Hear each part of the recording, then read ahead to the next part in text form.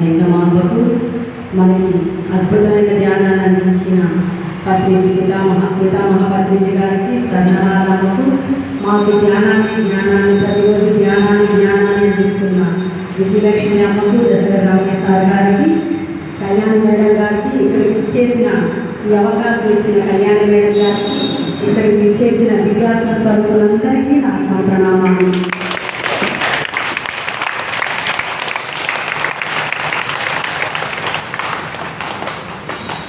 నా పేరు సుభాషిణి. నేను వెంకటేశ్వరపురం నుండి శ్రీచక్రాధారం పెరుగు నుంచి వస్తున్నాను. మాది మామూలుగా అయితే గోగులపల్లి మా ఊరు. మేడం సౌండ్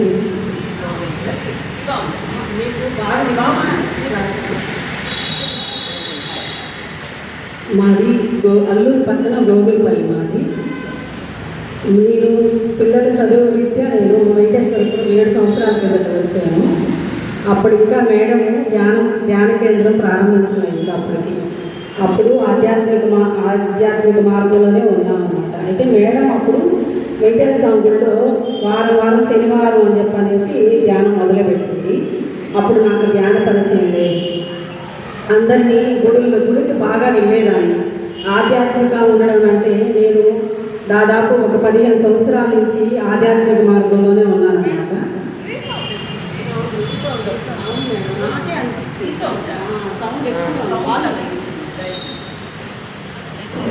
చెప్పాలి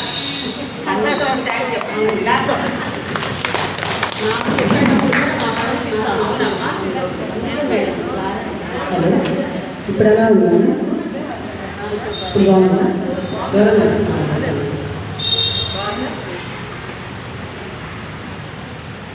అప్పుడు ఆధ్యాత్మిక మార్గంలో ఉన్నాం. మేడము చాలా భక్త బృందం ఎక్కువ. వెంకటేశ్వరపురం అంటేనే ఆధ్యాత్మిక కేంద్రం అన్నమాట. ఎక్కువగా భక్తులు ఎక్కువ ఉంటారు. అదొక వైకుంఠం అని చెప్పుకోవాలి. అసలు ఎంత భక్తి భావంతో ఉంటారంటే నిద్ర లేచిన మొదలు భక్తి భావంతోనే ఉంటారన్నమాట. భక్తి మార్గంలోనే ఉంటారు. సాయంకాలం గుళ్ళకి వెళ్ళడం, ఇంకా నవరాత్రులు అలా అయితే అసలు చెప్పలే.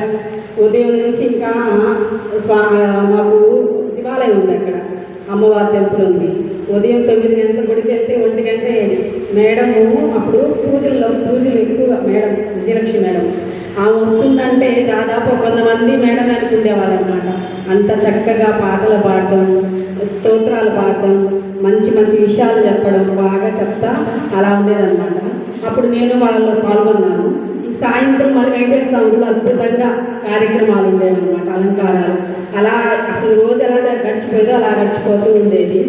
తర్వాత మేడం ధ్యానం తెలుసుకోవడం, ధ్యానం చేయడం. మేడంకి కాళ్ళు ఎక్కువ నొప్పిగా ఉండేదన్నమాట. అప్పుడు మేడం ధ్యానం గురించి తెలుసుకోవడం, ఆ ధ్యానం చేయడం ద్వారా ఆమె కాళ్ళు నొప్పులు పూర్తిగా తగ్గిపోయినాయి. అసలుకి నొప్పులు అనేవి లేకుండా పూర్తిగా తగ్గిపోయినాయి. అసలు దానికి ఎలా అంటే మంచి మామూలుగా యువకులు ఎలా ఉంటాము, ఏ నొప్పులు లేకుండా అలా అయిపోయిందంట మేడం పరిస్థితి. ఓహో ఇంత ధ్యానంలో ఇంత అద్భుతం ఉందా అని చెప్పనేసి మేడం అప్పటి నుంచి ఇంకా ఆమె అన్వేషణ మొదలైంది. ఇంకా నేను ధ్యాన కేంద్రం ప్రారంభం చేయాలి, అందరికి ధ్యానం తెలపాలి, అందరూ ఆరోగ్యంగా ఉండాలి, అందరూ మళ్ళీ ఆమెకి అనంతమైన జ్ఞానం అనేది ఆమెకి ఉద్భవించిందనమాట. అందరూ జ్ఞానం తెలుసుకోవాలి అని చెప్పనేసి ఇంకా ఆమెకి తపన మొదలైంది. సరేనని చెప్పి మేడము సార్ చెప్పిందనమాట. సారు దానికి ఒప్పుకున్నారు. ఆమె తన నగలను అమ్మేసి ధ్యాన కేంద్రాన్ని మొదలుపెట్టింది. మేడం గారికి కృతజ్ఞత.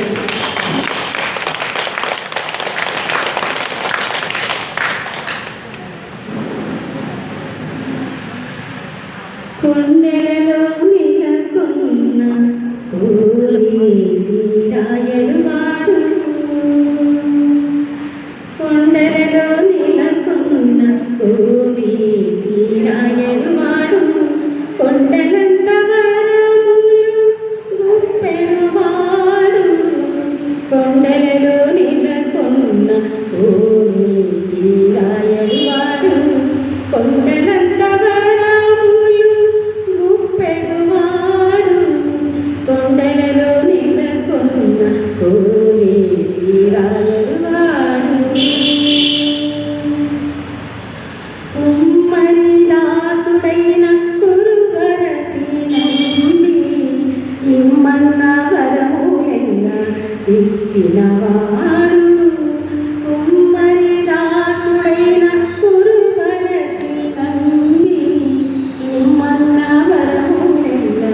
ఇచ్చినవాడు దుమ్ములు చేసిన ఎట్టి తొండమా చెక్కురవర్తి దుమ్ములు చేసిన ఎట్టి తొండమా చెక్కురవర్తి రమ్మన్న చోటికి వచ్చి నమ్మినవాడు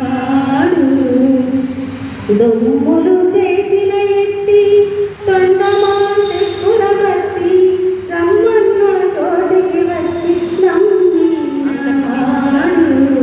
కొండలలో నెలకొన్న కోనేటి రాయడు వాడు కొండలంత వరములు గుప్పెడువాడు కొండలలో నెలకొన్న కోనేటి రాయడు వాడు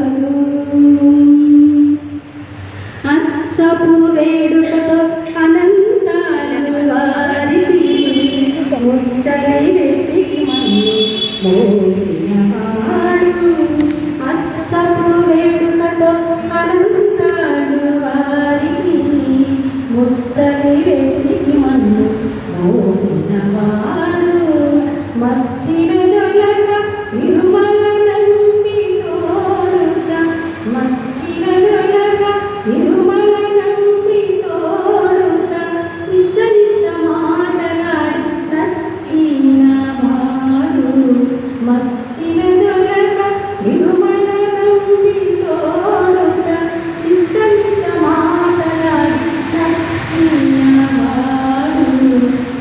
కొండలలో నెలకొన్న కోనేటి రాయవాడు కొండలంత వరములు గుప్పెడువాడు కొండలలో నెలకొన్న కోనేటి రాయవాడు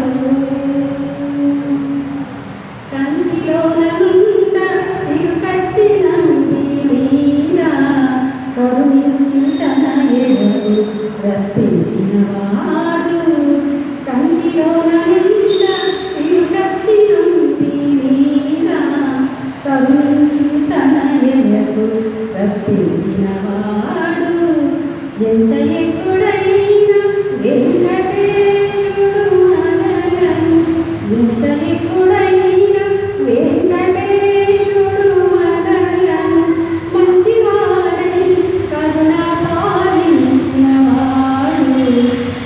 ఎంత ఎక్కుడైన వెంకటేశుడు మనలను మంచివాడై కరుణ పాలించినవాడు కొండలలో నెలకొన్న కోనేటి రాయడువాడు కొండలంత వరములు గుప్పెడువాడు కొండలలో నెలకొన్న కోనేటి రాయడువాడు.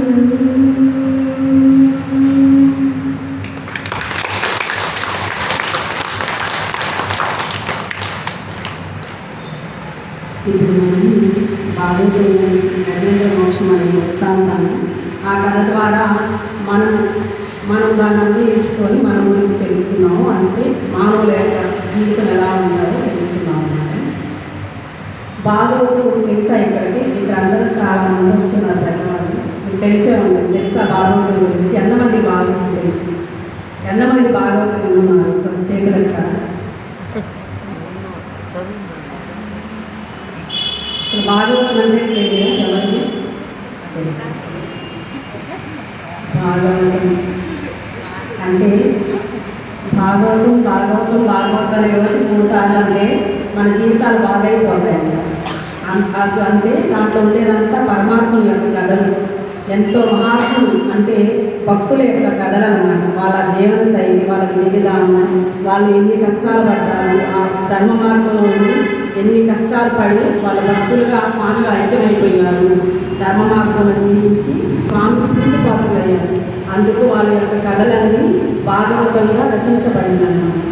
భాగవతం అంటే భక్తి, జ్ఞానం, వైరాగ్యం, ముక్తిని కలిగించేదన్నమాట భాగవతం అనేది. ఇవన్నీ తెలుసుకోవాలి మనం. ఇవన్నీ మనం తెలుసుకుంటేనే, మనం తెలుసుకోవాలంటే మన పిల్లలకి తెలుస్తామన్నమాట. ఇవన్నీ మన బిడ్డలకు తెలుస్తాం, మన బిడ్డలు వాళ్ళ బిడ్డలకు చెప్పుకుంటారన్నమాట. అవన్నీ మనం తెలుసుకోక మనం రకరకాల బాధలతో బాధపడతా ఉన్నాం అన్నమాట. బాధలు లేకపోయినప్పటికీ మన జీవితాన్ని బాధలతో ముడిపెట్టుకొని బాధ బాధపడుతున్నాము. అందుకని ఇప్పుడు మనకి ధ్యానం అనే గొప్ప ఆయుధం వచ్చిందన్నమాట మనకి. మనము సంసారంలో అసలు ఇప్పుడైతే ఎటువంటి బాధలు లేని జీవితాలు. ఇంతకు ముందైతే తిండి కోసం ఎంతో కష్టపడి పనులు చేసుకుంటూ ఆహారం కోసం ఎన్నో బాధలు పడేవాళ్ళు. మీరంతా పెద్దవాళ్ళు, మీకు తెలిసే ఉంటున్నాను. మన తండ్రులు, మన తాతలు వాళ్ళు కేవలం బ్రతికేదానికి వస్త్రాలకు వాటికే కష్టపడి ఎంతో కష్టాలు పడి మన తిండికి వసతులకి చేసుకునేవాళ్ళు అన్నమాట. ఇప్పుడేముంది, చాలా అసలుకి ఎంత వసతులు. అప్పుడు పొయ్యిలు వంటేసే పని లేదు, పొలాలకు వెళ్ళే పని లేదు, అన్ని వసతులు. ఎక్కడ స్విచ్ ఆన్ చేస్తే మిక్సీ, బట్టలు ఉట్టేదానికి వాషింగ్ మిషన్, అన్నీ ఎంతో సదుపాయాలు అన్నమాట. మళ్ళీ కొంచెం గాలి తగ్గితే ఏసీ, అన్ని వసతులు ఉన్నాయి. కానీ బాధలు ఎక్కువగా ఉన్నాయి. అప్పుడు తిండి కోసం బ్రతికేదానికి కష్టపడి ఆనందంగా జీవించాము. బంధుత్వం, ప్రేమతత్వం అంతా. ఇప్పుడు అన్నీ ఉన్నప్పటికీ బంధువుల మధ్య ఆరోగ్యాలు సరిలేదు, బంధువుల ప్రేమలో అవగాహన లేవు, అపార్థాలు, ఇవన్నీ బాధలు. ఇవి ఇప్పుడు ప్రస్తుతం బాధలు. అందుకని ఈ బాధలతో మన జీవితాలు బాధలతో అనారోగ్యాలు. అలా కాకుండా ఇప్పుడు మనకి పత్రిజీ గురువు గారు అద్భుతమైన జ్ఞానాన్ని మనకు అందించారు. పత్రిజీ గురువు గారికి ఒకసారి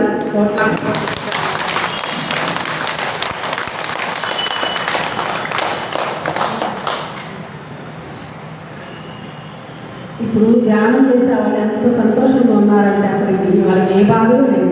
అంత సంతోషంగా జ్ఞానాన్ని తెలుసుకొని అంత సంతోషంగా ఉండి మనందరికీ ధ్యాన కేంద్రం ఇట్లాంటి మహాతల్లులందరూ జ్ఞానం తెలుసుకొని జ్ఞానం పొంది ఆనంద స్థితిని పొంది వాళ్ళు ఇలాంటి ధ్యాన కేంద్రాలన్నీ ఏర్పాటు చేశారనమాట మన కళ్యాణ మేడం గారు.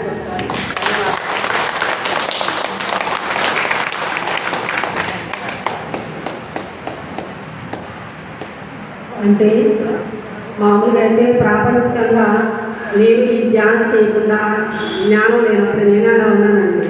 మామూలుగా బంధువులతో అంటే మన బంధువులు ఉంటారు కదా, మన అన్నదమ్ములని, అక్కల చెల్లెళ్ళని, తోడుకోడలని అలా ఉంటారు కదా మన బంధువులు. వాళ్ళు భక్తి మార్పులో భక్తితో కాసేపు ఉంటాం. ఎంతసేపు చేస్తాం పూజ? మహా అంటే ఎక్కువ చేస్తే 1 గంట సేపు చేస్తాం. మళ్ళీ యథా రాజ తదా ప్రజ అంటే మళ్ళీ ఫోన్లు, వాళ్ళేమన్నారు, వీళ్ళేమన్నారు, వాళ్ళు పిలవలేదా, వీళ్ళు పిలవలేదా, మీకెంత పెట్టారు, మాకెంత పెట్టారు, ఇదే నేనైనా అదే అనమాట. చాలామంది అలానే ఉన్నామన్నమాట. ఇది దాంతో మళ్ళీ బాధ, ఆ బాధ మళ్ళీ కొంచెం ఇంకొక రకమైన మళ్ళీ ఇంకొక దాని మీద ఇంకొక బాధ, అలా అనమాట. నిద్ర లేచి మొదలు పడుకోబోయే వరకు మా అత్త మీకు తినిపించింది, మీకు అనిపించింది, మా అత్తలు తిట్టుకోవడం, మళ్ళీ గోడలు వాళ్ళమ్మనైతే బాగా చూసింది, నన్ను బాగా చూడలేదు, అదొక బాధ. రకరకాల బాధలు, రోజు రకరకాల బాధలు.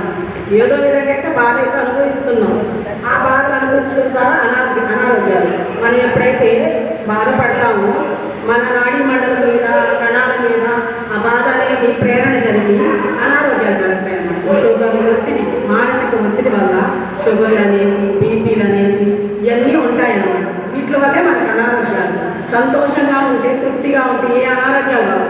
వృద్ధాప్యం వస్తాయి దానికి సంబంధం. కానీ ఇప్పుడు మామూలుగా 20-30 సంవత్సరాల నుంచే రకరకాల వ్యాధులు, అనారోగ్యాలు, హాస్పిటల్ చుట్టూ తిరగడం, సంతోషం లేకుండా ఉండడం, భార్యాభర్తల మీద అవగాహన లేకుండా ఉండడం, అత్తాపాడుల మధ్య అవగాహన లేకుండా ఉండడం, అన్నదమ్ముల దగ్గర అవగాహన లేకుండా ఇలాగా అన్నమాట.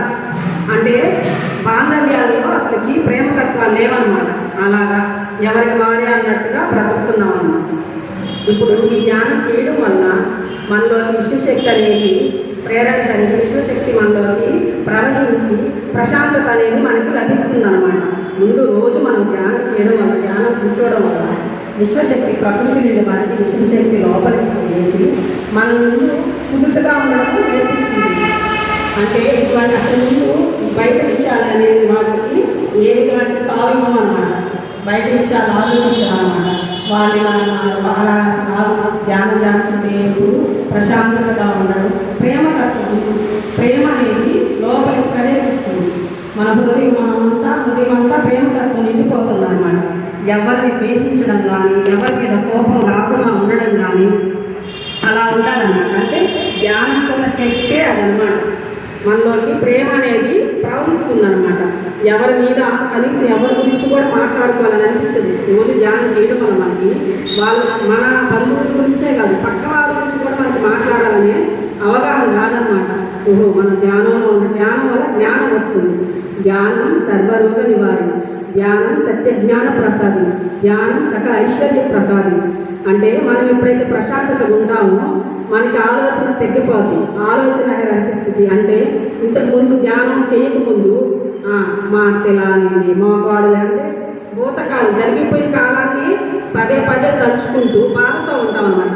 మంచి విషయాలు తలుచుకో, మళ్ళీ వాళ్ళు ఇలా అన్నారు, వాళ్ళు అలా అన్నారు, వాళ్ళు పెట్టలేదు, వీళ్ళు పెట్టలేదు, వాళ్ళు అలా ప్రత్యేక చెప్పుకుంటా ఉంటాం పదే పదే. ఇద్దరు ముగ్గురు నలుగురు కూర్చున్నాం అనుకో, జరిగిపోయిన విషయాలే చెప్పుకుంటాం. అందులో సంతోష విషయాలు చెప్పుకోమన్నమాట. ఎప్పుడు జరిగిపోయిన విషయాలనే తెలుసుకొని పదే పదే బాధపడి మన అనారోగ్యాలు కొని తెచ్చుకుంటాం అన్నమాట. ఎప్పుడైతే మనం రోజు ధ్యానం చేస్తామో ఆలోచన రహిత స్థితి అంటే అసలు ఆలోచన అనేది లేకుండా ఎప్పుడు వర్తమానంలో ఉండడం. భూతకాలం మర్చిపోతాం, వర్తమానం ఇప్పుడు ఏం చేస్తాము, బాగా ధ్యానం చేయాలి, బాగా ధ్యానం చేసి ఆరోగ్యం బాగా కాపాడుకోవాలి, మంచి విషయాలు తెలుసుకోవాలి, మంచిగా ఉండాలి అందరితో అనేది ఆటోమేటిక్ ధ్యానం చేయడం వల్ల మనం అది తెలుసుకుంటాం అన్నమాట. మళ్ళీ భవిష్యత్ కాలం ఇంతకుముందు నేను మా పిల్లల్ని మంచి వాళ్ళకి ఇచ్చుకోవాలి, బాగా ఎక్కువ కట్నం ఇవ్వాలి, అదిగో మా ఆవిడ కాదు వాళ్ళకి ఇచ్చింది, నేను అలా కాదు ఇంకా మంచి ఆఫీసులు తీయాలి, మంచి అంటే భవిష్యత్తు కూడా ముందే ఊహించేసుకుంటాం అన్నమాట. అప్పుడు అది కూడా ప్రమాదమే. భవిష్యత్తు ఆలోచించుకోవడం ప్రమాదమే, అది కూడా ఒక ఆలోచన, అది కూడా ఒక ఒత్తిడే. ఎప్పుడైతే మనం వర్తమాన కాలంలో జీవిస్తామో ఆరోగ్యంగా జీవిస్తామన్నమాట. అందుకనేసి ఇప్పుడు మనం గజేంద్ర మోక్షం అనే కథ ద్వారా మనం మన గురించి తెలుసుకున్నాము. త్రికూటాచల పర్వతం అనేది ఈ గజేంద్ర మోక్షము కథ వినడం వల్ల మనలో ఉండే అనారోగ్యాలు, మన గత జన్మ కర్మలు అన్నీ తొలగించబడి ఎంతో పుణ్యాన్ని, మోక్షము అంటే దీంట్లోనే వచ్చేసింది పేరు గజేంద్ర మోక్షము. భాగవతంలో కథలన్నీ ఒక ఎత్తు, గజేంద్ర మోక్షం ఒకటే ఒక ఎత్తు అన్నమాట. ఈ కథను శ్రద్ధగా వినడం వల్లే మనకి మోక్షం ప్రాప్తిస్తారని సాక్షాత్ శ్రీమన్నారాయణుడే ఈ కథకి ఫలశ్రుతి ఇచ్చాడనమాట. ఎవరైతే ఈ కథను శ్రద్ధగా వింటారో వాళ్ళకి మరణాంతరము మోక్షం ప్రసాదిస్తాను, వాళ్ళ మరణము అంటే సులువుగా వాళ్ళు మరణం అనాయాసంగా వెళ్ళిపోతారు వీళ్ళని చెప్పనేసి నారాయణుడే ఫలశ్రుతి ఇచ్చాడనమాట. ఆ కథను తెలుపుకున్నాము. ఆ కథలోనే మన యొక్క జీవితాలను తెలుపుకున్నాము అన్నమాట. త్రికూటాచల పర్వతం అనే ఒక మూడు పర్వతాలతో కూడిన త్రికూటాచల పర్వతం ఉండేదన్నమాట. అది పాల సముద్రంలో ఉండేదన్నమాట. పాల సముద్రం అంటే వెండి పర్వతము, ఇనుప పర్వతము, బంగారు పర్వతం, అలాగా మూడు పర్వతాలు ఉండేవన్నమాట. అవి ఎలా అంటే ఆకాశాన్ని అందుకున్నాయా ఈ పర్వతాలు అన్నట్టుగా ఉండేవన్నమాట. ఉన్న తర్వాత అక్కడ మహాబలవంతులైన ఏనుగులు ఉండేవన్నమాట. ఆ సరోవరంలో, ఆ వనంలో త్రికూటాచల పర్వతం పాల సముద్రంలో మానస సరోవరం అనేసి అక్కడ బాగా ఆ పర్వతాలతో పోపాటుగా ఉండే ఏనుగులు ఉండేవన్నమాట. అంటే అంత బలవంతమైన ఏనుగులు ఉండేవన్నమాట. ఆ ఏనుగులు ఎలా ఉన్నాయంటే గుంపులుగా ఉన్నాయంట. మామూలుగా ఇప్పుడు ఉండే ఏనుగులు వేరు, అవి బలవంతంతో ఉండే ఆ ఏనుగులు వేరన్నమాట. అవి అక్కడ అడవిలో సంచరిస్తున్నాయి అంటే మామూలుగా అడవిలో చాలా ప్రాణులు ఉంటాయి కదా, జంతువులు చాలా రకరకాల జంతువులు ఉంటాయి కదా, ఇవి అక్కడ సంచరిస్తున్నాయి, బయటకు వస్తున్నాయి అంటే ఎటువంటి ప్రాణులు కూడా తెలియలేదు కాదు అక్కడ. అంటే అంత బలవంతమే అన్నమాట. కనీసం మామూలు మృగరాజులు అంటాం కదా, సింహాలు, అవి కూడా భయపడిపోయామంట అది వస్తుందంటే, అంత బలవంతమైనమాట. ఎటువంటి ప్రాణులు తిరగకుండా ఎక్కడెక్కడ నరికి తిరుగుతూ ఉండేదన్నమాట. అప్పుడు ఈ గజరాజులు ఏం చేశాయంటే మామూలుగా ఈ విహారానికి వస్తుంటాయంట బయటికి. అప్పుడు ఆ సరోవరం అంతా ఎలా ఉందంటే రకరకాల పళ్ళ తోటలు, పళ్ళు అంటే ఇవి తిరిగేవి కూడా లేదు కదా, జంతువులు తిరుగుతా ఉంటే అవి తింటాయన్నమాట. వీటికి భయపడిపోయేసి అవి అక్కడ తిరగడం మానేసి అవి ఆ పళ్ళ రసాలు కాలిపోతూ కాలువలా ప్రవహిస్తున్నాయంట. ఏమి వాటికి ఉండే పళ్ళు, ఎన్నో పళ్ళు చెట్లు ఉంటాయి, పళ్ళు తోటలు, అవన్నీ కాలువలు ప్రవహిస్తున్నాయి. రకరకాల పువ్వులతో కూడిన వనం అంటారు, సువాసనతో ఎదగలుగుతుందంట ఆ అడవి ప్రాంతం అంతా. అప్పుడు ఈ అడవులు ఏనుగులు ఏం చేస్తున్నాయంటే విహారానికి బయలుదేరాయి అన్నమాట. బయలుదేరిన తర్వాత మామూలుగా ఎప్పుడు అవి రోజు విహరిస్తుంటాయండి. ఒక రోజు ఏం చేసినాయండి అవన్నీను, దానికి ఒక ఏనుగు రాజు ఉండేదన్నమాట. వాటిలో అన్నిటి సమూహానికి ఒక రాజు ఉండేదన్నమాట. ఈ వాటిలన్నిటి ప్రభు అంట ఆ ఏనుగు. ఆ ఏనుగుకి రాజుకి లక్ష కోటి భార్యలు ఉన్నాయంట ఆ ఒక్క ఏనుగుకి. అంటే అది ఎన్నో జన్మల నుండి అలా ఏనుగు ఆ జన్మని తీసుకుంటూ వస్తుందన్నమాట. అలాగా అది ఏం చెప్తాడంటే ఇప్పుడు దాన్ని మనకి అన్వయించుకోవడం ఎలాంటి కథని, త్రికూటాచల పర్వతం అంటే మన దేహం అన్నమాట. ఆ దేహంలో భగవంతుడు మన హృదయంలో నివసిస్తాడనమాట. ఈ త్రికూటాచల పర్వతము అనంటే ఇనుప పర్వతము, వెండి పర్వతము, బంగారు పర్వతం అని చెప్పుకున్నాం కదా. అదేంటంటే రజోగుణము, తమోగుణము, సత్వగుణం అన్నమాట. మనం కొంచెం బద్ధకంగా ఇప్పుడు అవి మనకి రోజు ఈ గుణాలు అనేది మనలో కనిపిస్తూనే ఉంటాయి. అంతేగాని ఎప్పుడు సత్వగుణం జ్ఞానం తెలుసుకున్నాము, ఎప్పుడు సత్వగుణంలో ఉన్నామంటే అది కుదిరే విషయం అన్నమాట. అలా కుదరాలంటే చాలా సాధన చెయ్యాలి. మనం ఎంతో సాధన ఉంటేనే ఎప్పుడు సత్వగుణ స్థితిలో ఉంటామన్నమాట. అది రజోగుణ స్థితి అంటే బద్ధకంగా ఉండడం, ఎప్పుడు చేసుకోవచ్చులే, వినొచ్చులే, ధ్యానానికి వెళ్ళొచ్చులే, ఈరోజు ఏం వెళ్తావులే ధ్యానానికి అనేసి అని ఉండే స్థితిని రజోగుణ స్థితి అంట. తమోగుణ స్థితి అంటే కోరికలు, మనకి రకరకాల కోరికలు, ఒక కోరిక కాదు ఎన్నో కోరికలు ఉంటాయి. మంచి మంచి చీరలు తెచ్చుకోవాలి, బాగా మంచి డిజైన్తో జాకెట్లు కుట్టించుకోవాలి, మంచి దండలు, ఈ నగలు కావాలి, రకరకాల కోరికలు. మగవాళ్ళకైతే ప్లాట్లు ఎక్కువ కొనాలి, వాళ్ళకి 2 ప్లాట్లు కొనున్నారు, నేను 4 ప్లాట్లు కొనాలి, నేను ఒక ఫ్లోరే కట్టున్నాను, 2 ఫ్లోర్లు కట్టాలి, రకరకాల కోరికలు. ఇదే తమోగుణం. సత్వగుణ స్థితి ఏంటంటే ఎప్పుడు జ్ఞానం కోసం వెంపర్లాడుతుంటారు అన్నమాట. సత్వగుణ స్థితి ప్రేమ స్థితిలో ఉంటారన్నమాట. జ్ఞానం తెలుసుకోవాలి, నేను సాధన ముందుకు వెళ్ళాలి, మంచి జ్ఞానం పొందాలి, మంచి వారితో సాంగత్యం చేయాలి, సజ్జన సాంగత్యం చేయాలి అనేసి ఈ స్థితి అనమాట సత్వగుణ స్థితి అనేది. ఈ స్థితిలో వెంపర్లాడుతుంటారు ఒక మనిషి. ఇప్పుడు మనం ధ్యానం చేస్తున్నప్పటికీ ఈ 3 స్థితుల్ని రోజు అనుభవిస్తూ ఉంటాం అన్నమాట. అది స్థితి. దాన్ని తప్పడము అంటే అది రోజు దానికి దాహం వేస్తారు. ఏనుగుకి దాహం వేసి ఒక సరోవరం చూస్తారు. ఆ అంటే రోజు వెళ్ళే సరోవరం కాకుండా అది వేరే సరోవరంకి వెళ్ళదు. ఒక పొలం సరోవరం అంటే ఒక పొలం మనం అంటాం కదా కోనేరు అనేసి, అలా అన్నమాట. ఆ కోనేరు ఎలా ఉందంటే చాలా అందంగా ఉందంట. చాలా చాలా రకాల పువ్వులతో, కమలాలతో. మన కోనేరులో చాలా కమలాలు ఉంటాయి కదా, రకరకాల పసుపువి, తెల్లవి, పింక్ కలర్వి, అలా రకరకాల కమలాలతో కూడిన సరోవరం, తీగలతో చాలా అందంగా ఉందంట ఆ పొలం. అప్పుడు ఏం చేసింది, ఇది బాగుందనేసి రోజు వెళ్ళే సరోవరం కాకుండా వేరే సరోవరంకి వెళ్ళదు అనమాట. ఆ సరోవరంలోకి నీళ్ళు తాగడానికి వెళ్ళదు. నీళ్ళు తాగడం అంటే మామూలుగా ఎలా తాగాలి, అది ఒడ్డు నుండి తాగాలి. మామూలు దాహం అయింది అంటే దానికి నీళ్ళలో ప్రవేశిస్తే దానికి శక్తి సరిపోదన్నమాట. నీళ్ళలో దిగితే దాని యొక్క అంటే ఎక్కువ భారీ శరీరం కదా, ఎక్కడ కొంచెం దిగబడినా తను లాక్కోలేదన్నమాట శరీరం. అలా కాకుండా అది ఏ స్థితిలో ఉందంటే ఒక అహంకార స్థితిలో ఉందన్నమాట. నేను గొప్ప భారీ శరీరాన్ని, నేను చాలా ఏనుగులకి రాజుని, ఈ సమస్త అడవికి రాజు నేను అనే అహంకార స్థితిలో ఉంది. దాని అహంకార స్థితిలో ఉంది కాబట్టి తన స్థితిని తను తెలుసుకోలేకుండా ఉందన్నమాట. ఇది కూడా మర్చిపోయింది. నేను ఈ పొలంలో దిగితే ఎప్పుడు అంటే అహంకారంగా ఉండడం. ఇప్పుడు ఉన్న వాళ్ళకి అలానే కదా ఉంటుంది. వాళ్ళు ఉన్నవాళ్ళు డబ్బున్న వాళ్ళకి ఎక్కువ అహంకారం, అందరూ ఉండదు, కొంతమంది అంటే బంధువర్గాన్ని కొంచెం తక్కువగా ఉండే వాళ్ళని లెక్క చేయకపోవడం, ఎలా మాట్లాడితే అలా మాట్లాడడం, ఇలా మాట్లాడితే పక్కన వాళ్ళు బాధపడతారా లేదా అనేసి ఆలోచించకపోవడం, అలా ఉంటారన్నమాట. అప్పుడు ఇది కూడా అది తన స్థానాన్ని తన బలిని కాదు స్థాన బలిమై అంటారు కదా, తన స్థానాన్ని తను మర్చిపోయిందనమాట. వెంటనే దాంట్లో దిగేసింది పొలంలో. అది చాలా లోతుగా ఉన్నారు పొలంలో. సరే అని చెప్పి దీని పరివారం ఉన్నారు కదా, చాలా మంది 1,00,000 కోట్ల మంది ఉన్నారంట ఏనుగు. అది లెక్కలేనని దీని చుట్టూ ఉన్నారన్నమాట. అవి కూడా ఏం చేసింది, రాజే దిగేసింది కదా అని చెప్పనేసి మళ్ళీ రాజు దిగకపోతే కోపం ఆక్రమిస్తాడు కదా ఆయన.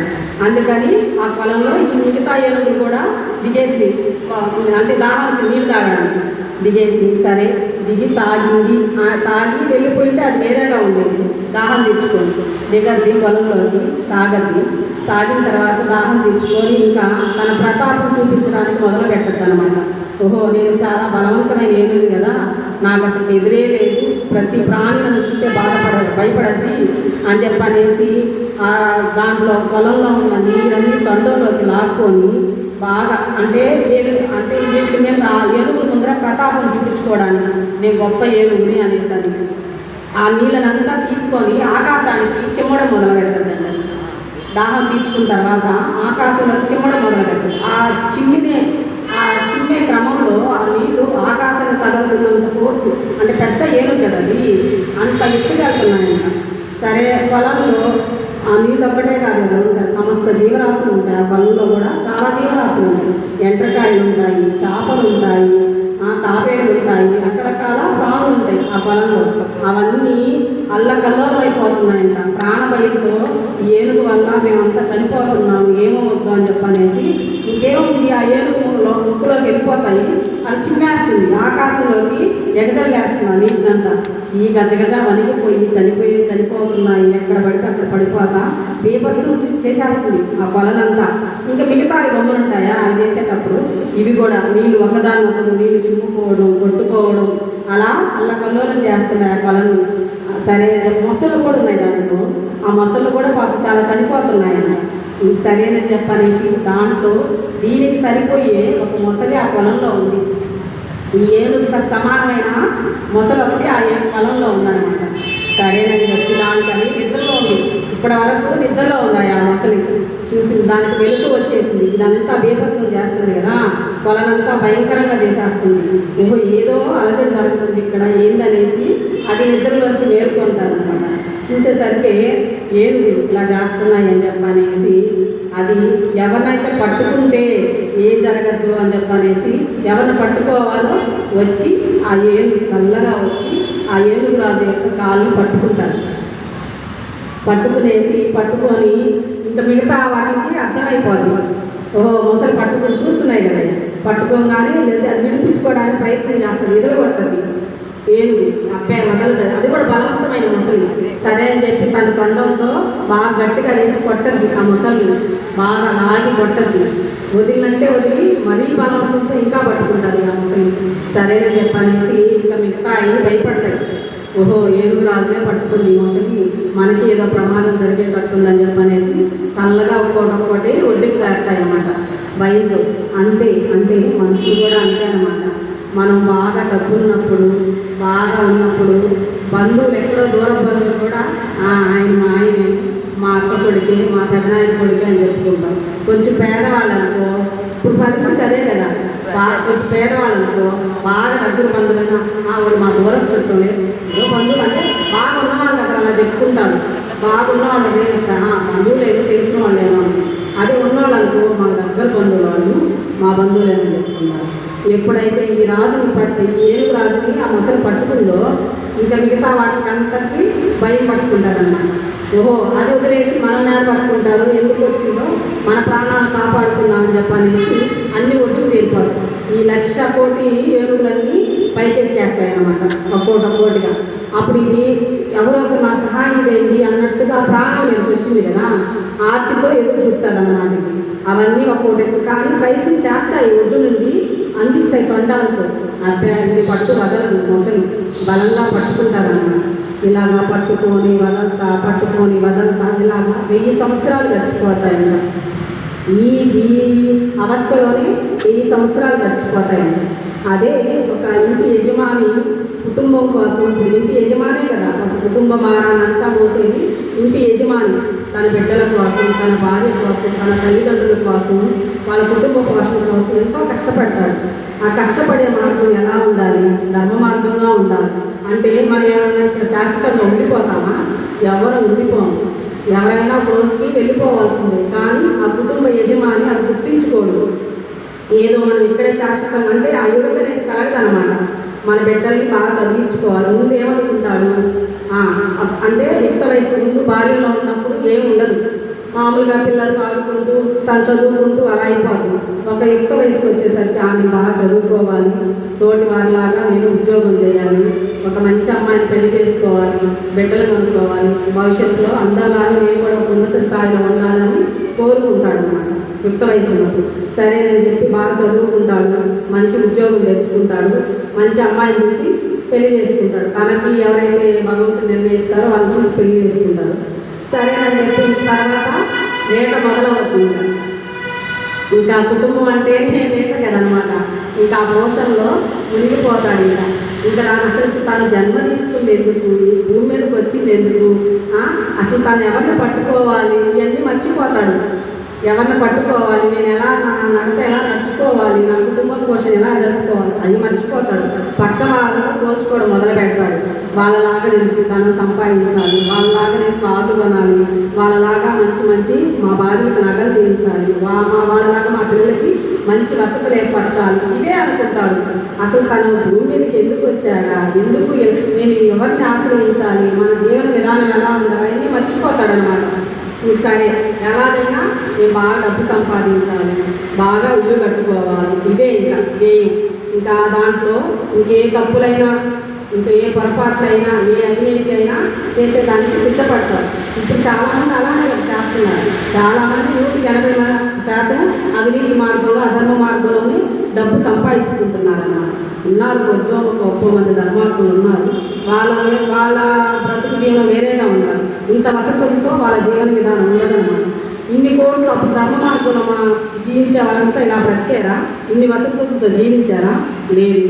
ఏదో బ్రతుకుతో కొద్దో గొప్ప దాంతో ప్రశాంతంగా జీవించుకుంటుండేవాళ్ళు.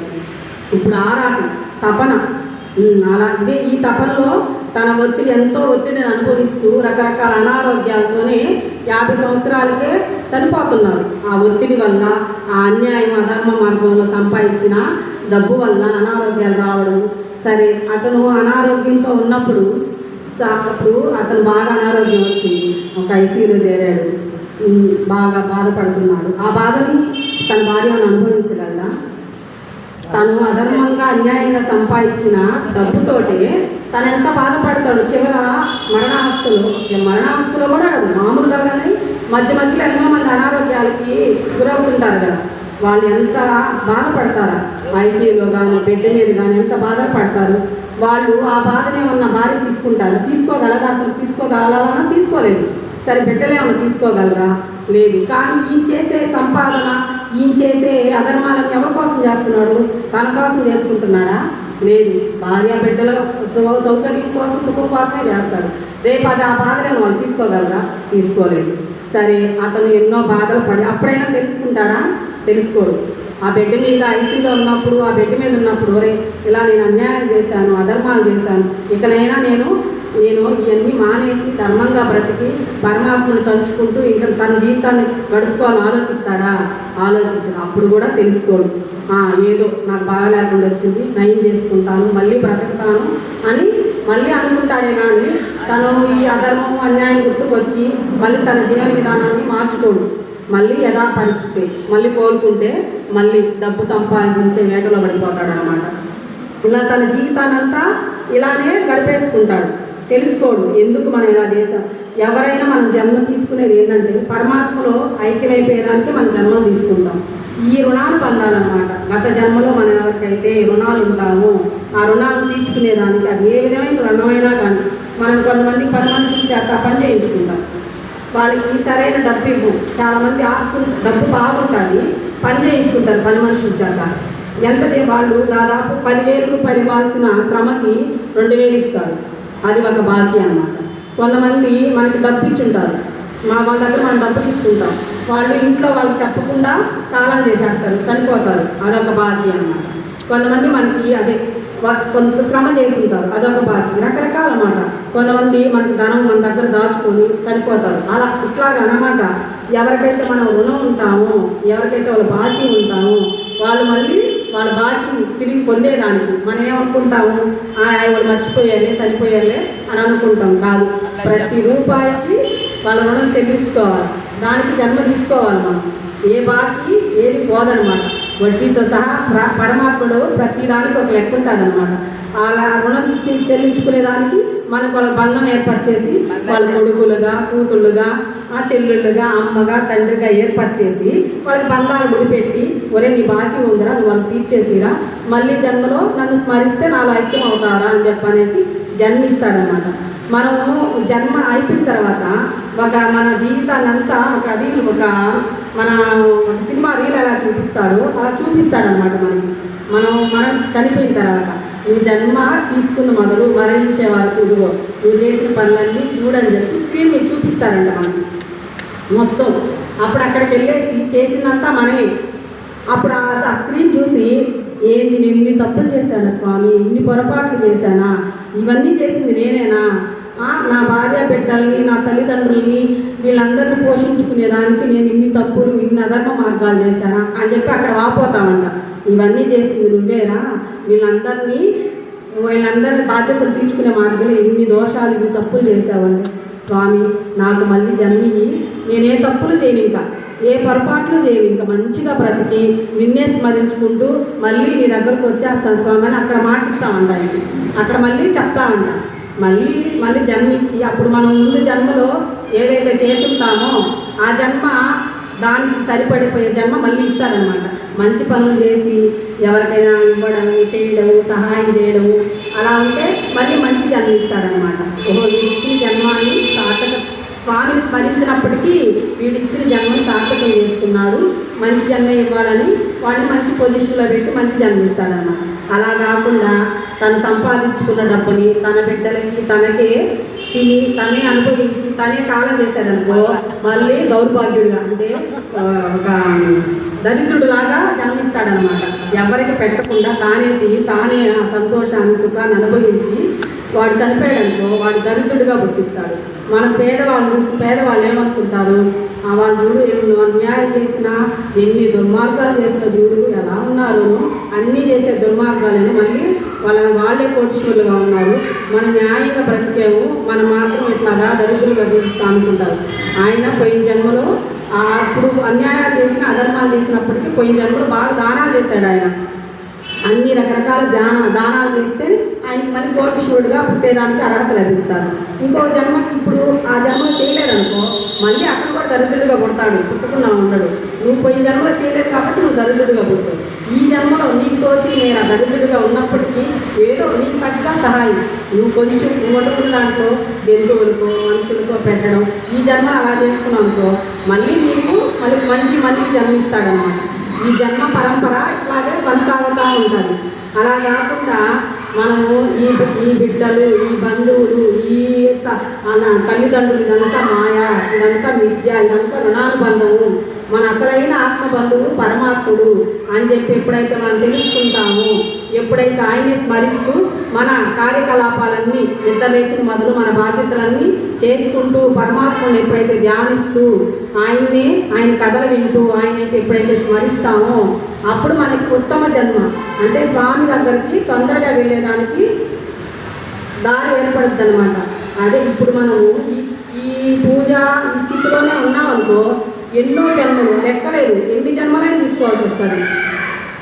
పూజ కోటి సమస్తోత్రం స్తోత్రకోటి సమో జపకోటి సమో ధ్యానకోటి సమోలయ అంటే ఈ పూజ స్థితిలోనే ఉన్నామనుకో ఎన్నో మళ్ళీ లెక్కలేదు జన్మలు తీసుకుంటూనే ఉండాలి. అలా కాకుండా ఎప్పుడైతే మనం ఈ ధ్యానం చేయడం మొదలు పెడతామో మన జన్మలన్నీ చాలా తగ్గిపోతూ ఉంటాయి అన్నమాట. ఏంటంటే జ్ఞానం తెలుసుకుంటాం, జ్ఞానం తెలుసుకున్న తర్వాత దాన్ని ఆచరిస్తాం. ధ్యానం చేయనంత వరకు జ్ఞానం తెలుపబడదు. ధ్యానం చేస్తేనే వింటాము కానీ అది ఎక్కదు, అర్థం కాదు. మామూలుగా ఇదివరకు కూడా మేము కూడా చాలా గంటల సేపు పాటలు స్తోత్రాలు పూజలు అన్నీ చేసాం. కానీ వింటానే ఉండేది, ఎన్నో ప్రవచనాలు వినేవాళ్ళం కానీ అర్థమయ్యేది కాదు. మళ్ళీ యథాప్రకారం బంధువులతో మనస్పర్ధలు అత్తామామతో మనస్పర్ధలు ఇలా ఉంటా ఉండేది. ఎప్పుడైతే ధ్యానం చేసామో అమితమైన జ్ఞానం పొందడము, ఆ జ్ఞానం ద్వారా ఇదంతా ఎవరైనా మనం బాధపడ్డామనుకో లేదు నేను ఆమెను బాధ పెట్టేది జన్మలో అందుకనే నేను ఇప్పుడు బాధపడతాను ఎరుకు వచ్చేస్తుంది. అప్పుడు ధ్యానం చేస్తే నా ఎరుక నేను వస్తుంది, లేకపోతే రాదు. ఆమెను కోపం వస్తుంది, కోపం వల్ల ద్వేషం మనస్పర్ధలు మళ్ళీ అనారోగ్యం ఒత్తిడి ఇవన్నీ కలుగుతాయి. ధ్యానం చేసామనుకో లేదు అవును ఇప్పుడు నేను బాధ పెట్టాను, అందుకని నేను బాధపడుతున్నాను అని చెప్పని అప్పుడు మనమే తప్పులు వెతుక్కుంటాం. అప్పుడు తప్పుని సరి చేసుకునే దానికి మనమే ప్రయత్నిస్తాం అన్నమాట. అప్పుడు బాగా అనిపించింది. ధ్యానం చేస్తేనే జ్ఞానం తెలుస్తుంది. ఆ జ్ఞానం తెలిసినప్పుడు ఆచరించేదానికి కూడా మనకి జ్ఞానమే సహకరిస్తుంది అన్నమాట. ధ్యానం చేయనప్పుడు అంతవరకు ఆచరించేదానికి మన ఇంద్రియాలు మనకి సహకరించవు. ఇప్పుడు నేను ఇంతకు ముందు భక్తి మార్గంలో ఉన్నప్పటికీ ఒక 3-4 రోజులు నాన్ వెజ్ తినేదాన్ని, మాంసాహారం తింటే మనం జంతువులు తింటే ఏమొస్తుంది? కోపం వస్తుంది, కామం వస్తుంది, క్రోధం వస్తుంది. అంటే దాని తత్వం లక్షణాలు, అంటే శవాలు తింటే అటువంటి లక్షణాలు మనకు కలుగుతాయి అన్నమాట. కామము, క్రోధము, లోభము, మోహము, ఇలా అరిషడ్ వర్గాలు, కామ, క్రోధ, లోభ, మోహ, మదమాత్సర్యాలు అలానే అరిషడ్ వర్గాలు మనలో ఉంటాయి.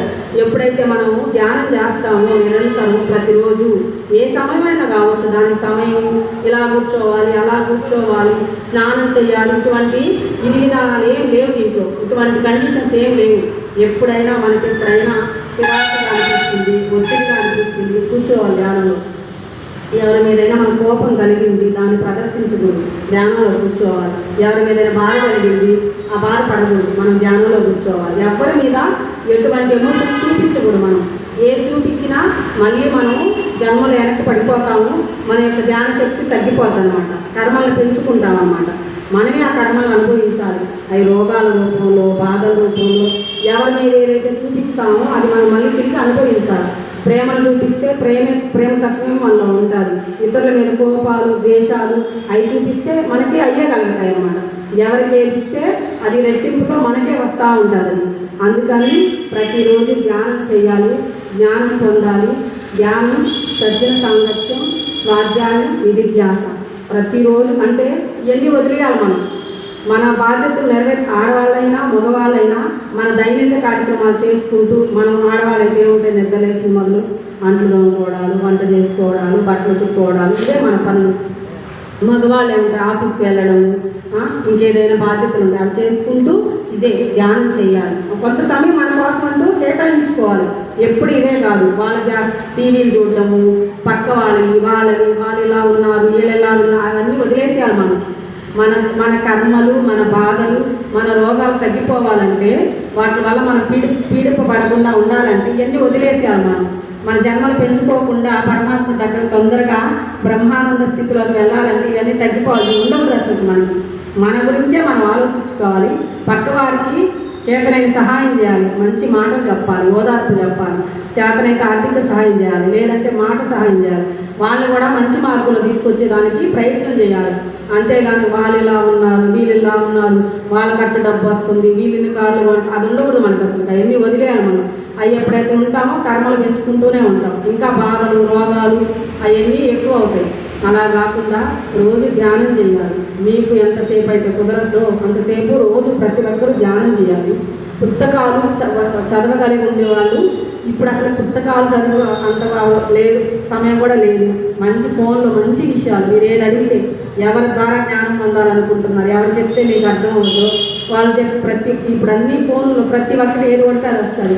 భాగవతం, మన వంశీకృష్ణ అద్భుతంగా మనకి ధ్యానంలో ఎంత మంచి సలహాలు, అద్భుతాలు బాగా ప్రతి ఒక్కరికి పిల్లల నుంచి పెద్దల వరకు అర్థమయ్యే విధంగా వంశీకరణ సార్ గారు అద్భుతంగా ధ్యానం గురించి, మన కర్మల గురించి, మనం ఎందుకు బాధపడుతున్నాం, మనం ఎందుకు ఈ రోగాలు అన్నీ బాగా అర్థమయ్యే విధంగా చెప్తున్నాడు అన్నమాట. అవి వినడం, అది స్వాధ్యాయము, సజ్జన సాంగత్యం, ఇలాగా ప్రతి ఒక్కరు ఇలాగా ఎక్కడైతే మనకి ధ్యానం గురించి విషయాలు చెప్తున్నారో, మంచి విషయాలు చెప్తున్నారో అలా రావాలన్నమాట. అలా వస్తేనే మనం తెలుసుకుంటేనే ఆచరించాలి. తెలుసుకోవడం, వినడం వదిలేసామనుకో మళ్ళీ ఎన్ని జన్మలైనా ఇలా వింటానే ఉండాలి, వదిలేస్తూనే ఉండాలి. అలా కాకుండా సాధ్యమైనంత వరకు ఆచరించే విధంగా ఉండాలి.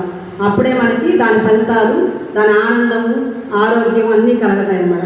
ధ్యానము, స్వాధ్యాయము, సజ్జన సాంగత్యం, నిధిధ్యాస, ఇవి విన్న వాటిని, చదివిన వాటిని, ఈ ధ్యానం గురించి పదే మననం చేసుకుంటూ ఉండాలి. మన తోటి వారికి చెప్తా ఉండాలి. మనం అనుభవించిన అనుభూతిని, ఆనందాన్ని పక్కన వాళ్ళు కూడా మీరు కూడా ఇలా ధ్యానం చేసుకుంటామమ్మా, వీలైనంత వరకు మన శాశక్తుల వాళ్ళకి చెప్తా ఉండాలి.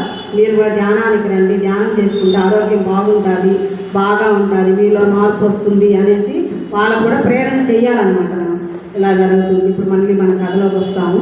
సరే అని చెప్పనేసి ఆ ఏనుగు అది వదిలించుకోవడం మళ్ళీ వెంటనే బలంతో అది పట్టుకుంటుంది అనమాట. ఇలానే జరుగుతూ ఉంటుంది. ఇంక దీనికి ఒంట్లో శక్తి అంతా నశించిపోతూ ఉంటుంది. ఎవరికి ఏనుగుకి అది రక్తం అంతా పీల్చేస్తుంది కదా ఆ ముసలు అనేది, ఇది పీల్చేసుకుంటుంది, అది బలపడిపోతుంది. దీంట్లో ఒంట్లో శక్తి అంతా తగ్గిపోతుంది ఏనుగుకి, దీనికి బలం ఎక్కువ అవుతుంది. ఇంకా సరే అని చెప్పి అది వదిలించుకొని ఇది పట్టుకోను, ఇలానే జరుగుతుంది. సరేనని చెప్పి ఇంకా అసలు ఇంక దానికి ఏం చెయ్యాలో ఈ తోటే వచ్చే వాళ్ళంతా వెళ్ళిపోయారు. ఫస్ట్ ఏమో రాజు కదా, కొంచెం గుర్తింపు ఆ రాజు సహాయం చేసినట్టు, ఆ రాజుగారు పట్టుకోండి మేము ఒడ్డుకి ఎక్కిస్తాము, బాగా పట్టుకోండి అది ఇది అన్న వాళ్ళందరూ వెళ్ళిపోయారు. ఓహో ఇదేదో ఇంక ఈయన బయటకు వచ్చే మార్గం లేదు, ఇంక ఈయన పని అయిపోయినట్టుంది, ఇంక మనం ఇన్ని సంవత్సరాలు ఇక్కడ ఉంటామని చెప్పేసి స్నేహితులు బంధువులందరూ వెళ్ళిపోయారు. ఇంకా భార్యలు ఉన్నారు, భార్యలు కూడా ఎంతకాలం ఉంటారు, సంవత్సరాలు అయిపోతా ఉంది. ఈ మొసలేమో వదలడం ఇంకెందుకు వచ్చిందిలే, ఇది వదిలేటట్లేదు అని చెప్పి ఆ భార్యలు కూడా వదిలి వెళ్ళిపోతారు. అదే ఇప్పుడు అందరు తెలుసుకోవాల్సిన, భార్యలు కానీ భర్తలు కానీ ఎవరు శాశ్వతం కాదు, మనకి ఎవరు మనతోటే రాదు. అది అందుకని కథ మనకి బాగా అన్వయం చేశాడు భగవంతుడు, ఇది ఇలా తెలుసుకోవాలి మీరు అని చెప్పనేసి. అందుకని నేనే మీకు శాశ్వతుడిని, ఎవరు శాశ్వతం కాదు, భార్య బిడ్డలు భర్త బంధువులు ఎవరు శాశ్వతం కాదు, మనకి ఆ పరమాత్ముడే శాశ్వతం. ఎవరైనా మనకు సహాయం చేశారంటే ఆయన అనుగ్రహంతోనే మనకు సహాయం పొందాలి. ఎవరైనా ఆపద నుంచి బయటెక్కించారంటే ఆయన మామూలుగా ఎవరో రూపంలో రాడు, ఆయన డైరెక్ట్గా శంకు చక్రాలు నామాలతో రాడు, నా రూపంలోనో మీ రూపంలో ఎవరి రూపంలో అయినా మనకి కాపాడాలనే సమయం మనం చేసిన పుణ్యము అలా మనల్ని రక్షిస్తూ ఉంటుందన్నమాట. సరే అని చెప్పి అతను ఆ ఏనుగనే అతను ఇంతకు ముందు ఇంద్రద్యుమ్నుడనే మహారాజు, ఆయన ఎంతో పుణ్యం చేస్తున్నాడు, ఆయన ఎన్నో దాన ధర్మాలు చేస్తున్నాడు. ఆ ఏనుగు ఒక శాపవశాత్తు ఆయన ఏనుగుగా జన్మిస్తాడు. ఆ ఏనుగు వచ్చేసి ఇంద్రద్యుమ్నుడు అనే మహారాజు. చూడు, మహారాజు అనే ఆయన చక్రవర్తిగా జన్మించి ప్రజాపాలన చేసి తిరిగి ఏనుగుగా జన్మించాడు. ఎందువల్లంటే ఆయన ఒక రోజు అనుష్ఠానం అంటే సంధ్యావందనాలు చేసుకుంటారు కదా వాళ్ళు, అలా చేసుకుంటూ ఆయన భగవద్స్థితిలో ఉంటాడనమాట. ఉంటే అప్పుడు అక్కడికి అగస్త్య మహర్షి అనే గొప్ప మహర్షి ఆడికి వస్తాడనమాట, ఆయన రాజమందిరంలోకి వస్తాడు. ఈయన భగవద్ధ్యానంలో ఉండగా ఆయన వచ్చేసరికి ఈయన గమనించకపోయేసరికి అగస్త్య మహర్షికి కోపం వస్తాడు. కోపం వచ్చి నేను ఇంత గొప్ప మహర్షులు అంటే వాళ్ళు ఎంతో గొప్పవాళ్ళమ్మా వాళ్ళు, ఇప్పుడు మనకు ఒక బ్రాహ్మణుడు వచ్చాడు మన ఇంటికి, ఆయన్ని సగౌరవంగా గౌరవించాలి మనం. ఎవరైనా మంచి బాగా భక్తులు వచ్చారు, ఎవరైనా సరే వాళ్ళు ఉన్నవాళ్ళ లేని వాళ్ళని కాదు, డబ్బుకి అసలు ప్రాముఖ్యం ఇవ్వకూడదు. ఎప్పుడు భగవద్స్థితిలో ఉండే వాళ్ళు వస్తే మనం సాక్షాత్తు భగవంతుడు ఇచ్చాడు అన్నంత ఆనందంతో వాళ్ళకి మన ఇంట్లో ఉన్న పండు ఏదో ఒకటి మనకి ఏది ఉంటే ఆ స్థితిలో ఒక పాలు ఇవ్వడం, అలాగా వాళ్ళని సగౌరవంగా గౌరవించాలి. మనం ఎప్పుడైతే అలా చేస్తామో మన పిల్లలు కూడా అలాగే ఆచరిస్తారన్నమాట. వాళ్ళకి ప్రత్యేకంగా మనం చెప్పాల్సిన అవసరం ఉండదు, వాళ్ళు మనము అది అనుసరిస్తూ ఉంటారు మన పిల్లలు. ఓహో మా అమ్మ ఇలా ఇంటికి వస్తే పండ్లు పాలు అలా ఇచ్చేది అని చెప్పి రేపు వాళ్ళు పెళ్ళైన తర్వాత చేస్తారు. వాళ్ళు అలా వాళ్ళు అలా అలవాటు చేసుకుంటారన్నమాట. మనం అయితే ఎలా అయితే ప్రవర్తిస్తామో మన బిడ్డలు అలా ఆటోమేటిక్గా వాళ్ళ ప్రవర్తన కూడా అలా ఉంటుంది. కొంచెం అట్లా కానీ ప్రతిదానికి కొన్ని శిక్షలు అనేవి ఉంటాయన్నమాట, అవి మనం తర్వాత అనుభవించాలి. అగస్త్య అని చెప్పనేసి ఆయనకు ఆగ్రహించి శపిస్తాడనమాట. ఆయన శపించి నువ్వు విచక్షణ జ్ఞానం లేకుండా ప్రవర్తించావు కాబట్టి ఒక జంతువు అయ్యి అడవిలో సంచరిస్తూగాక ఏనుగుగా పుట్టి అడవిలో తిరుగుగాక అని చెప్పనేసి శాపం ఇస్తాడు ఆయనకి. ఆ శాపం ఇచ్చేసరికి ఆయన అప్పుడు బాధపడతాడు, మహర్షి నేను భగవద్స్థితిలో భగవంతుడి ధ్యానంలో ఉన్నాను, నన్ను క్షమించు. శాపం ఇచ్చిన తర్వాత మహర్షులు అది తిరిగి వెనక్కి తీసుకోవడానికి కుదరదనమాట, దానికి కరుణోపాయం మాత్రమే చెప్తారు వాళ్ళు. అప్పుడు సరే నేను ఇచ్చిన శాపం వెనక్కి తీసుకోలేడు కదా, అందుకని నీకు శ్రీమన్నారాయణుడు ఒకనొక సమయంలో నీకు శ్రీమన్నారాయణను స్మరిస్తావు ఈ యొక్క పుణ్యం చేత, అప్పుడు ఆయన సాక్షాత్కారం లభిస్తుంది, అప్పుడు నీకు శాప విమోచనం కలగద్ది, నువ్వు మోక్షాన్ని పొందుతావు అని చెప్పనేసి వరం కూడా ఇస్తాడు. ఆయన వరం ఇవ్వబట్టి ఆయన స్మరణ, ఆయన నారాయణుని ఒక జంతువు అయిన నారాయణుని స్మరించడము, ఆయనకు మోక్షం ప్రాప్తించడము అలా జరగద్దు అనమాట. ఇంక సరైన ఆ స్మరణ వస్తుంది. జంతువులు మామూలుగా స్మరించలేవు, స్మరిస్తాయి, కానీ మరణ కాలంలో భగవంతుడి స్మరణకు రావాలంటే అందరికీ రాదన్నమాట. అలా వస్తే అందరికీ మోక్షమే. ఇంకా ఎప్పుడైతే మనం నిరంతరం భగవంతుని ధ్యానిస్తూ భగవంతుని స్మరిస్తుంటామో, చాలామందికి ముసలి వాళ్ళు చనిపోయేటప్పుడు కూడా భగవంతుడు ఇంకా మనం చనిపోతున్నామని ఆ స్థితి గుర్తురాదనమాట. ఒక దొంగ ఇంట్లో పడితే, ఒకరు పక్కన దొంగతనం జరిగితే అప్పుడు మాత్రం ముసలోళ్ళు అయినప్పటికి కూడా రే బాగా గొళ్ళాలన్నీ బాగా అయిందా, ఆ గొళ్ళు వేసారు, తలుపు వేసారు చెప్తారు పెద్దవాళ్ళు, అంతే కదా. ఎక్కడైనా పక్క సందులో పడినా ఎలా కింద పక్క సందులో దొంగతనం జరిగినా అక్కడ దొంగతనం జరిగిందంట, అన్ని తలుపులు వేసుకోండి, డబ్బు అన్ని జాగ్రత్తలు వేసుకోండి, అదే జాగ్రత్తగా తలుపులు గొల్లాలు వేసుకోండి అని చెప్పి పెద్దవాళ్ళు చెప్తారు. కానీ మరణం పక్కనే ఉంటుంది ఎప్పుడు మనకి. వృద్ధులకి వస్తుందో ఎవరికి తెలియదు. అది వృద్ధులు కావచ్చు, కుర్రవాళ్ళు కావచ్చు, చూస్తున్నాం కదా ఇప్పుడు చిన్నపిల్లల కానించి పెద్దవాళ్ళ దాకా వయసు తారతమ్యాలు లేకుండా మరణిస్తున్నారా లేదా, చనిపోతున్నారు కదా. అప్పుడు మరణం సమయంలో భగవంతుడి స్మరణకు రాదు వాళ్ళకి.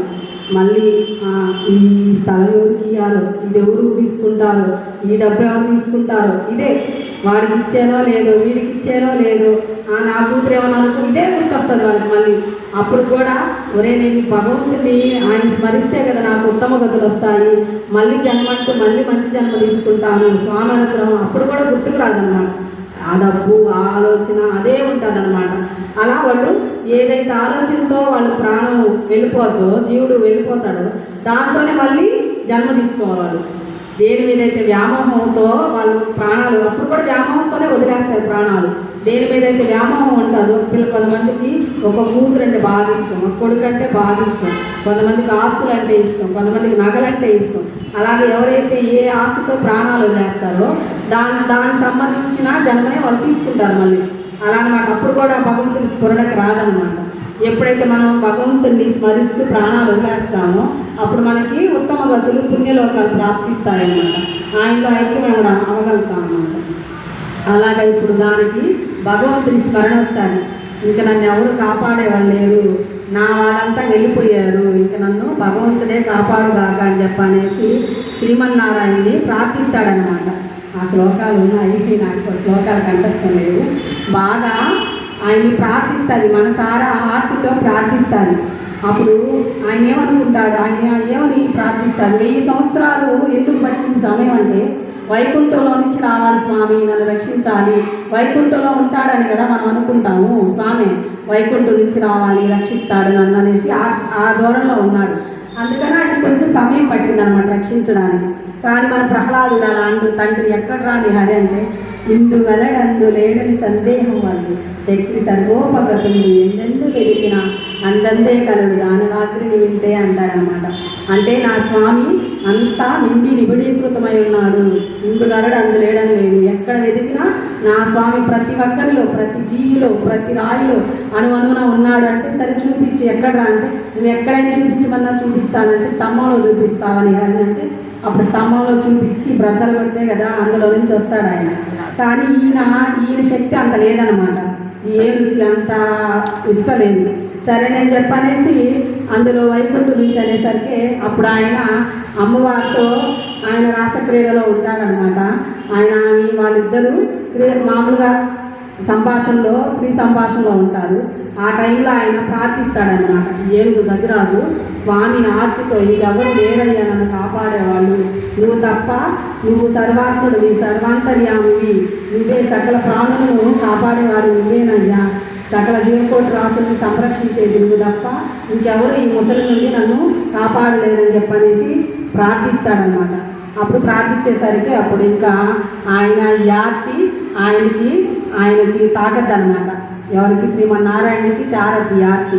అప్పుడు తటాలం లేచి ఓహో ఎవరో భక్తుడు నన్ను నా సహాయం కోరుకుంటున్నాడు, ఎవరో ప్రాణహానిలో ఉండాలని చెప్పి ఆలోచిస్తే ఏనుగు తన చివరి శ్వాస తుది శ్వాస అన్నట్టుగా ఆర్తితో వేడుకుంటాడనమాట. ఇంకా స్వామి తటాలను ఇంకా అమ్మ కూడా అమ్మ పైన చెరువు ఈయన కొడుకు ముడిపడి ఉంటుంది. అప్పుడు అంటే మాటల్లో అలా ముడిపడిపోయి ఉంటుంది అనమాట.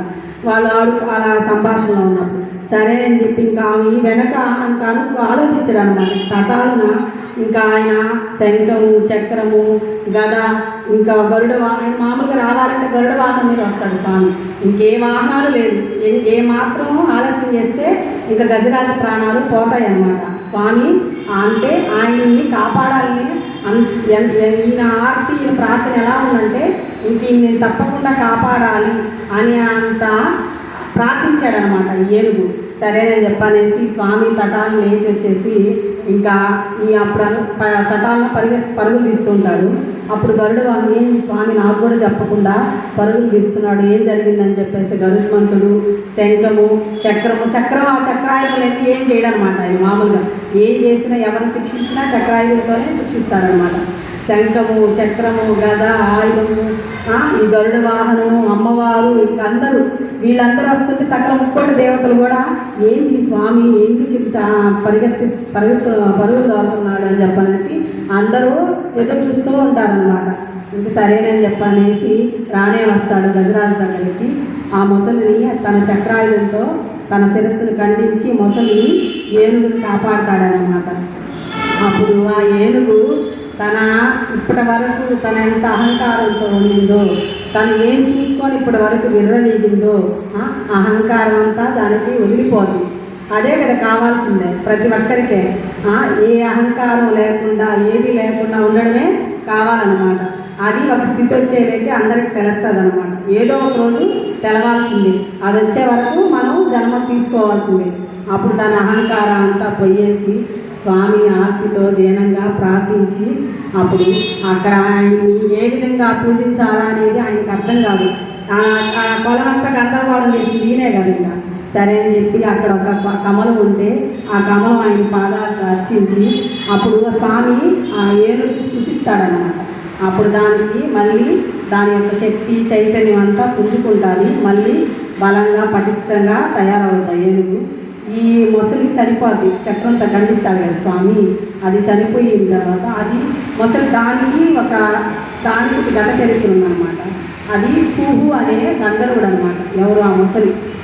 పూహు అనే గంధర్వుడు అయితే ఒక మహర్షి పొలంలో సంధ్యావందనం చేసుకుంటూ ఉంటాడనమాట. మహర్షి ఉదయాన్నే సరస్సుకి వెళ్ళి నదికి వెళ్ళి వాళ్ళు సంధ్యావందనం చేసి సూర్య నమస్కారం చేసుకుంటారు కదా. అలా ఆడికి వెళ్ళేసి సంధ్యావందనం చేసుకునే సమయంలో ఈ గంధర్వుడు పొగరుతో అహంకారంతో వాళ్ళ యొక్క గంధర్వ కన్యలతో వెళ్తాడనమాట ఆయన స్నానానికి. ఆ స్నానానికి వెళ్ళిన తర్వాత ఈ మహర్షిని చూడు, నేను ఆ మహర్షిని కాలు పట్టుకుని ఎట్లా లాగేస్తాను అని చెప్పి పొగరుతో అహంకారంతో పోయేసి ఆయన కాలు పట్టుకొని సంధ్యావనం చేసుకునే సమయంలో లాగేస్తాడనమాట ఆయన. అప్పుడు ఆ మహర్షికి కోపం వస్తుంది. ఎప్పుడైనా మంచి వాళ్ళ జోలికి వెళ్తే భగవంతుడు ఊరుకోడనమాట. ఏదో ఒక విధంగా వాళ్ళు శిక్షించకపోయినా ఆయన శిక్షిస్తాడు ఖచ్చితంగా. సరేనని చెప్పనేసి ఆయనకి కోపం వచ్చి శపిస్తాడనమాట. నువ్వు నేను సంధ్యావందనం చేసుకునే సమయంలో కాలు పట్టుకొని లాగావు కదా, నీకు ఈ కాలు పట్టుకునేలాగే జన్మనే నీకు ఇస్తాను, నువ్వు ఒక పొలంలో ముసలివి జన్మించుదుగాక అని చెప్పనేసి శపిస్తాడనమాట. గంధర్వుడు ఎక్కడా? గంధర్వుడు అంటే దేవతలతో సమానమైన జన్మే అనమాట. నువ్వు ఒక ముసలిగా జన్మిస్తూగాక అని చెప్పనేసి శపిస్తాడు ఆ మహర్షి. అప్పుడు భయపడిపోయి స్వామి నేను తెలియకి తప్పు చేశాను, అహంకారంతో ఈ పొరపాటుతో ఈ విధంగా మిమ్మల్ని బాధించాను, నేను బాధ పెట్టాను, నన్ను మన్నించి నా తప్పును తెలుసుకున్నాను అంటే నువ్వు ఎప్పుడైతే నీకు శ్రీమన్నారాయణుడు దర్శనమిస్తాడో నువ్వు నీ జన్మ ఈ ముసలి జన్మ పోవాలంటే నువ్వు శ్రీమన్నారాయణ దర్శనం జరగాలి నీకు, అప్పుడు నీకు మళ్ళీ నీ గంధర్వ జన్మ నీకు వస్తుంది అని చెప్పనేసి ఆయనకి శాప విమోచన చెప్తాడనమాట. ఒక ఏనుగును నువ్వు పట్టుకోవడం, శ్రీమన్నారాయణులను నీ శిరస్సును ఖండించడము, అప్పుడు నీకు శాప విమోచన కలగద్దని చెప్పి ఆయనకు శాప విమోచనం కలిగిస్తాడనమాట. ఇంకా అప్పుడు ఆయన ముసలి జన్మ తీసుకుంటాడు. అందుకని ఈ ముసలి పోయి ఆ ఏనుగును పట్టుకుంటారనమాట. అలా పట్టుకోవడము, శ్రీమన్నారాయణ రావడము, ఆ ముసలి శిరస్సును ఖండించడము, దానికి శాప విమోచన కలిగి దానికి ఆయన నారాయణుడి దర్శనంతో గంధర్వ జన్మ లభిస్తాడు. ఇంకా ఆయన గంధర్వ లోకానికి ఆయన వెళ్ళిపోతాడు. ఇంకా ఈ ఏనుగు మోక్షం స్వామిని ఇంకా ఈ భార్యలు, ఈ బిడ్డలు, ఈ భవబంధాలంతా మిథ్య మాయ, ఇవన్నీ నాకు అక్కర్లేదు అని చెప్పనేసి ఊపిరినంతకాలం స్వామిని స్మరిస్తూ చివరికి మోక్షం ప్రాప్తింపు చేసుకుంటారన్నమాట. స్వామిలో ఐక్యమైపోతుంది. మన బిడ్డల మీద అంటే బాధ్యతగా ఉండాలి. విధి మించిన ప్రేమలు పెట్టుకొని నన్ను కొడుకు చూడలేదు, కోడలు చూడలేదు, నువ్వు మంచి పుణ్యము మంచి బాధ్యతలు నిర్వర్తించుంటే నీకు అన్నీ మంచిగానే జరిగిపోతాయి. నీకు ఒకవేళ నీకు నీ భర్త వల్ల నీ బిడ్డల వల్ల నీకు ఏదైనా అంటే నీకు నీ వాళ్ళ బాధ్యతలు నీకు సరిగా లేదంటే మీకు ఏదైనా లోపం కనిపిస్తుందంటే అది మన పోయిన జన్మ ప్రారంభం అన్నమాట. మనం ఏదైనా అనుభవిస్తున్నామంటే బిడ్డలు సరిగా చూడలేదు, భార్య సరిగా చూడలేదు, భర్త సరిగా చూడలేదు అని మన వృద్ధాప్యం ఏదైనా బాధ పెట్టడానికి కుదరదు. మనం మంచి పనులు మంచి దానాలు ఒకరికి సంతోషం కలిగించుంటే మన సంతోషం అనేది భగవంతుడే ఇస్తాడు. మనం ఏదైతే ఇతరులకు ఇస్తామో అది భగవంతుడు ఇస్తాడు. కొంతమంది చూడండి అమ్మల్ని ఎంత బిడ్డలు బాగా చూసుకొని వాళ్ళ అంత్యకాలం బాగా వెళ్ళిపోతారు కదా. అలాగా మనం ఎవరి మీద కూడా బిడ్డల మీద కానీ భర్త ఎవరి మీద బాధపడద్దు. మీరమ్మ దయచేసి ఎప్పుడు స్వామిని స్మరించుకుంటూ స్వామిని అనుకుంటూ ఉండండి. మీ వృద్ధాప్యం అంతా బాగా వెళ్ళిపోయి ఆరోగ్యంగా ఆనందంగా జీవిస్తారు. మీరు మంచి విషయాలు వినండి, భగవంతుని కథలు వినండి, పాటలు వినండి, ధ్యానం చేసుకోండి. ఇంకా మీకు ఇదే కావాల్సింది. ఇప్పుడు జీవుడా దేవుని మరిచేవా, పరుల సేవలో కాలం గడిపేవా. జీవుడా దేవుని మరిచేవా, పరుల సేవలో కాలం గడిపేవా. సంసార వ్యామోహం పెంచునోయి నీ దాహం, సంసార వ్యామోహం పెంచునోయి నీ దాహం. తీర్చడానికి ఎవరి తరమురా, శ్రీహరిని మది నమ్మి వేదరా. జీవుడా దేవుని మరిచేవా, పరుల సేవలో కాలం గడిపేవా. సతీసుత విధులున్నారని మురిసిపోబోకు ముందుంది హాని. సతీసుత విధులున్నారని మురిసిపోబోకు ముందుంది హాని. బాధలొచ్చి పైబడగా సతీసుత విధులందరూ, బాధలొచ్చి పైబడగా సతీసుత విధులందరూ. ఎవరి దారి వారి పోదురు, పోతూ చింతలలో నిన్ను తోదురు. జీవుడా దేవుని మరిచేవా, పరుల సేవలో కాలం గడిపేవా. ఆస్తి ఉన్న అందరూ ఇవారు, అది పోయినాక మీకెవరు లేరు. ఆస్తి ఉన్న అందరూ ఇవారు, అది పోయినాక మీకెవరు లేరు.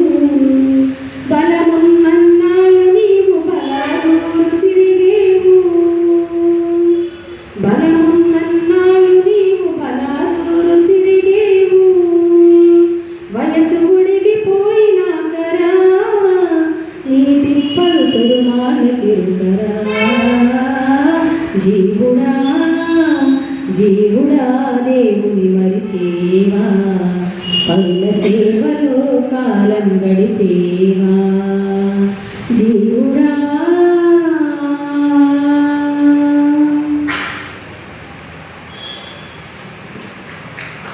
ధ్యానం చేసుకున్నాను.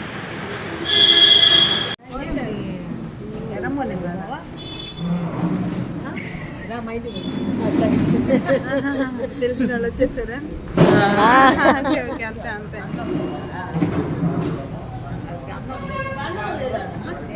పర్లేదులే మేడం, ఏదో ఒకటి రోజు జరుగుతుంది మేడం ఇక్కడ.